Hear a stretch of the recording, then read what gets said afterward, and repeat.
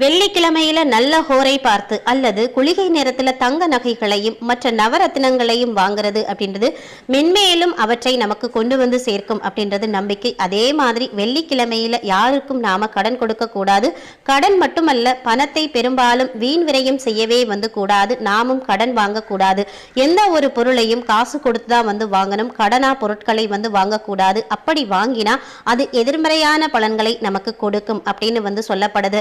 இந்த செயல்கள் எதுவுமே மகாலட்சுமி தாயாருக்கு பிடிக்கிறது கிடையாது.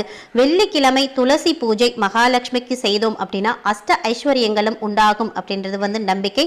ஆனா துளசி இலைகளை வெள்ளிக்கிழமையில நாம பறிக்க கூடாது. அதுக்கு முந்தைய நாளே பூஜைக்கான துளசி இலைகளை நாம சேகரித்து வச்சிருக்கணும். வெள்ளிக்கிழமையில துளசி இலைகள் இல்லைன்னா மற்ற செடி வகைகளை நாம துன்பப்படுத்துறப்போ நமக்கு அது எதிர்மறையான பலன்களை தரும் அப்படின்னு சொல்லப்படுது.